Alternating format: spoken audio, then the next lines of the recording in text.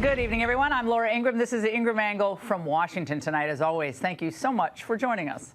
All right, a telling tidbit from the New York Post today sheds more light on the friction between Kamala Harris and the man who actually won his party's primaries. At Ethel Kennedy's funeral, Biden reportedly whispered to Obama, "She's not as strong as me," according to this renowned lip reader who analyzed the conversation. Obama then answered in response, "I know, that's true. We have time." Well, not a lot, only 19 days. And there is a building consensus tonight that the political momentum, at least for now, is with Donald Trump. He did a Univision town hall yesterday, another hostile forum, and seemed to take it all in stride. No reports that he showed up late or tried to wrap the interview early. That's because he's confident of himself and of his understanding of the issues, as complex as they are. Now, this is a stark contrast to Kamala in the Fox den, and that's the focus of tonight's angle. All right, last night we shared our instant reaction to Harris's sit-down with Bret Baier, but now we have a better sense of just how badly it went for her. And her own supporters inside and outside the campaign, oh, they know it.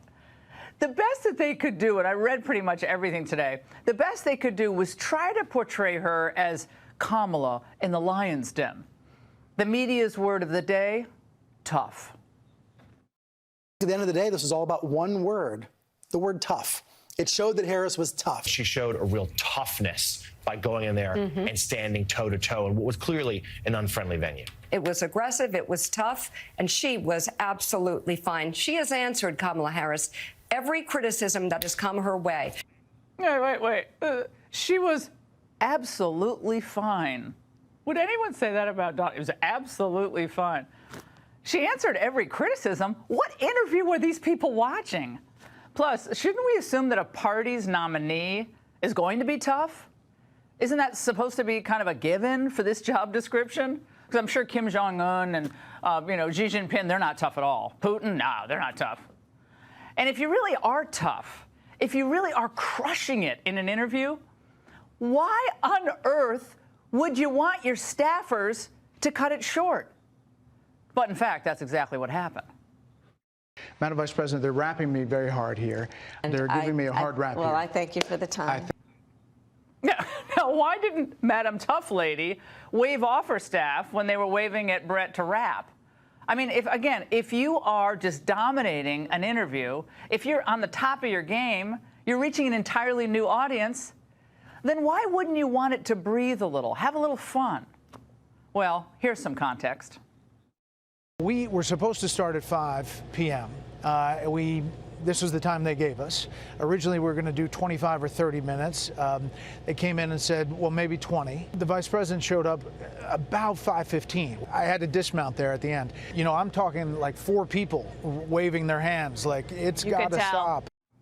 It was like the gymnastics, like, moving around. Now, obviously, her comm staff saw what all of us saw, and it was not pretty. Now, it wasn't that Bret was getting combative. Bret was just doing what journalists used to do, ask serious questions. And, yeah, occasionally follow up when questions are actually not answered.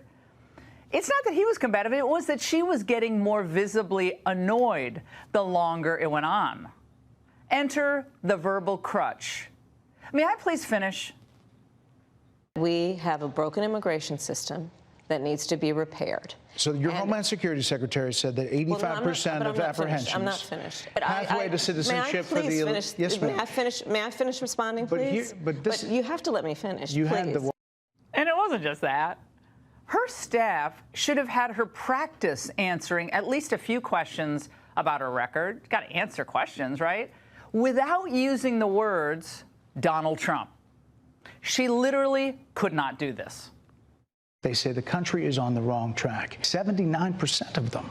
Why are they saying that? If you're turning the page, you've been in office for 3.5 years. And Donald Trump has been running for office. But you've been the person holding the office. Come on. Madam You Vice and I President. both know what I'm talking about. You and I both know what I'm talking about. I actually don't. No, that was the best line ever. I actually have no idea what you're talking about. That made no sense. Weak. The woman who thinks she deserves to be president showed up late to an interview and then refused to answer straightforward, rather simple questions that she should have answered 3 months ago. So the subtext throughout, I had to watch this again, it was torture. Whenever she was asked about her actual record or actual comments in the past, 2019, what she's trying to say is that I guess they all would have had more success and a lot more consensus if Trump wasn't out there running and running for president and banging the drums. I guess that was her argument. Now, she wanted to show the country that she is, in fact, a serious person with serious plans and solutions about how to repair our border and lift up our economy. But she didn't, because she can't. All she could do was what she always does: grandstand and repeat lines that her consultants had her memorize.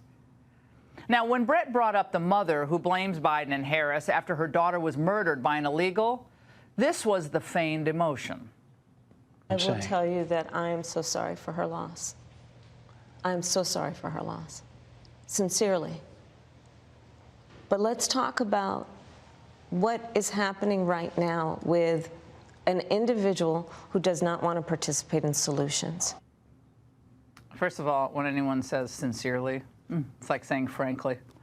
Again, it's Trump's fault. This woman's daughter was murdered, and she's trying to say it's Trump's fault, or, you know, move to Trump, deflect to Trump. Again, this is not serious, and it's not going to work in international relations. It's not going to work when you're dealing with Congress. It's not going to work, period. What is she, 10? That's what my boys do. Oh, it's his fault. No, I deal with that all day long in my house. And with all the bromides flying, she sounded like ChatGPT trying to mimic Maya Angelou. The vast majority of us have more in common than what separates us. I do believe the American people are ready to turn the page on the divisiveness and the type of rhetoric that has come out of Donald Trump. People are ready to chart a new way forward. Chart a new way forward and call him fascist. That's the new rhetoric. You know, again, a new way forward, it's more like rinse, repeat. Because 5 minutes earlier, this woman literally could not name one thing she'd do differently than Biden. The fact is, Harris missed a huge opportunity last night, and the best that the print media could do was call the exchange testy. The Washington Post and New York Times followed suit, using a better SAT word, calling the interview contentious. Ooh. Notice what they couldn't say. They couldn't say that she showed a mastery of the facts or that she laid out a bold agenda to differentiate herself from Biden in his unpopular record. She did none of the above. The fact is, her staff was desperate to stop the interview because they knew the longer it went on, the weaker she came across.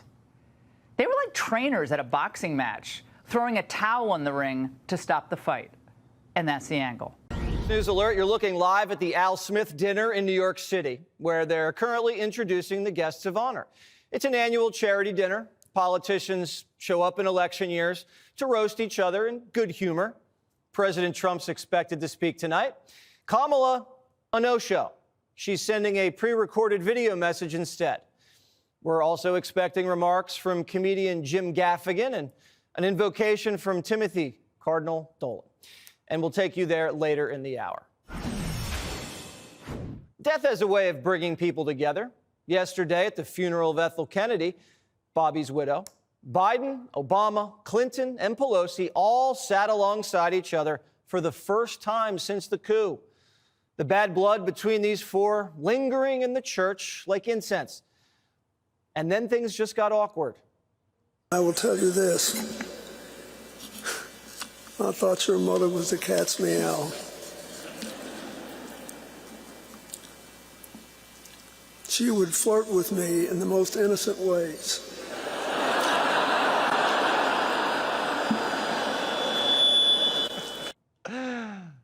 Okay.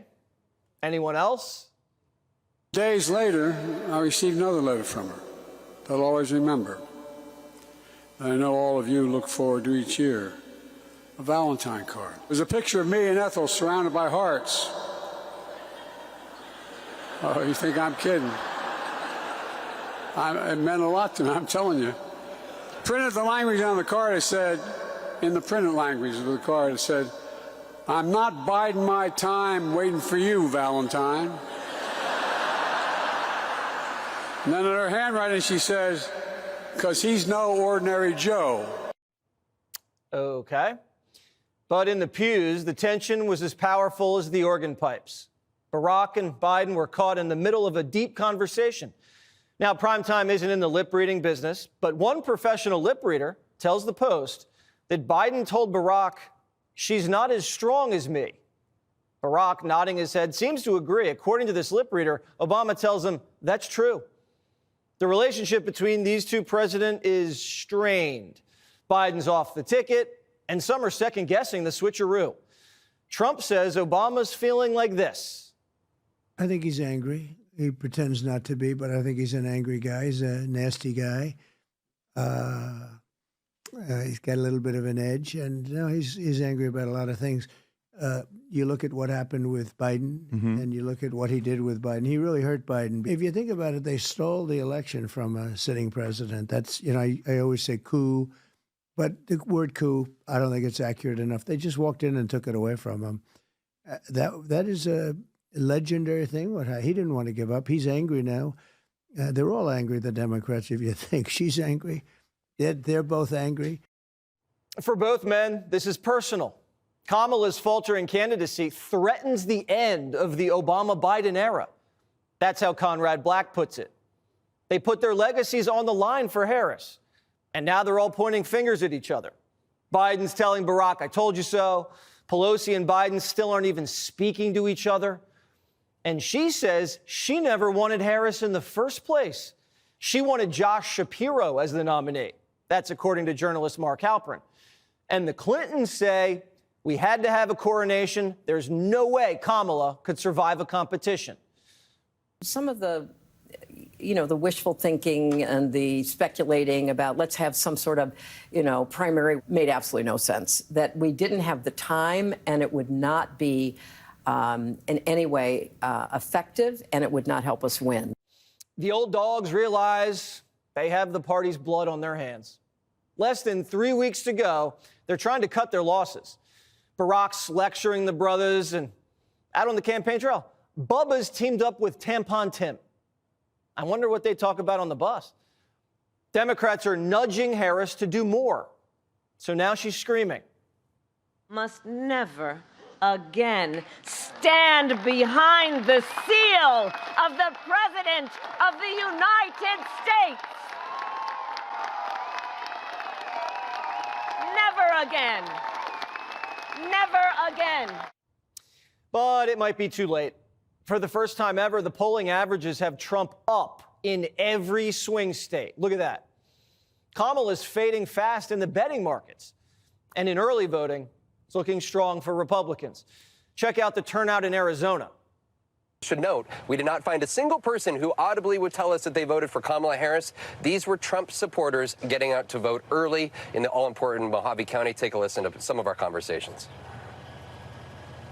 Well, the difference is going to be that everybody's coming out early. Why did you vote early this year? Honestly, because Donald Trump told me to. What a good answer. We went one man who did not vote in 2020, but he said he was horrified by the state of the country, so he is voting here in 2024. The Harris campaign's running into reality. That's how Walter Samuel puts it. Harris finds herself burdened by Biden's legacy and with a pointless running mate in October, at the very moment she's triangulated her credibility into the dustbin. Half the Harris ticket's in a sling. Walz is useless. And she's out there basically saying the last 4 years was a failure and never touts any of their so-called accomplishments. The only thing she talks about is this. And Donald Trump voted against Donald Trump's administration. Donald Trump's administration. Donald Trump from Donald Trump and Donald Trump about Donald Trump and Donald Trump After George talking to President Biden at a fundraiser on the debate stage. Donald Trump. Let's go back to Donald Trump during Donald Trump and Donald Trump. How Donald Trump. Usually when a person acts like that, you get a restraining order. And she won't take any responsibility for anything. She had the chance yesterday with Brett to say what she'd do differently, and she flunked. Your campaign slogan is a new way forward, and it's time to turn the page. You've been vice president for 3.5 years, so what are you turning the page from?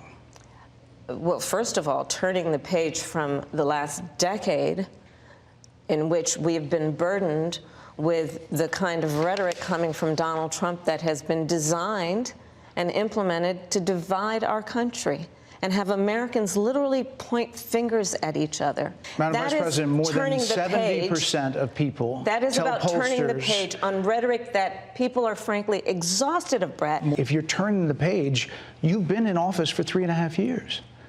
And Donald Trump has been running for office. But you've been the person holding the office. Come on. Madam Vice President. You and I both know what I'm talking about. You and I both know what I'm talking about. I actually don't. What are you talking about? The reason Kamala is the nominee is because Biden was a failure. Why can't Kamala just say, I learned from the mistakes he made? Catch and release was a bad idea. Printing $1 gazillion, I wouldn't do that again. Instead, she just squirms and argues like a lawyer without a point. Grow up, accept the past, and move forward. Instead, she just lies to us. Harris has tried to rewrite history, and in an implausible way to boot. But the idea that Kamala Harris is some sort of Glock-carrying conservative who idealized John McCain and admires the statesmanship of Dick Cheney is laughable. It is insulting to those involved. She's alienating the left and playing the rest of us for fools. Harris appears to be in the process of defeating herself. Nancy and Barack have unleashed a wrecking ball. Biden, at least, was still kind of holding the coalition together. Kamala's poisoning it. She's lost unions, black men, Hispanics. You don't easily put back political coalitions once they've been shattered. She isn't just losing voters, they're being scooped up by the opposing party. These coalitions take decades to build. If Kamala loses, this coup will have done long-lasting damage to the Democratic Party. It's destroyed their coalition and their credibility at the same time. And it's burning through billions of dollars. Writer Tom Klingenstein puts it this way. The Democratic Party is the destructive party, and Kamala is the destructive leader. This election is between one candidate who wants to destroy our country and the other who wants to save it. Look how much damage Biden-Harris did in just 4 years. She's already promised she wouldn't change a thing. This country would not survive. Click here to subscribe to the Fox News YouTube page to catch our hottest interviews and most compelling analysis. You won't get it anywhere else.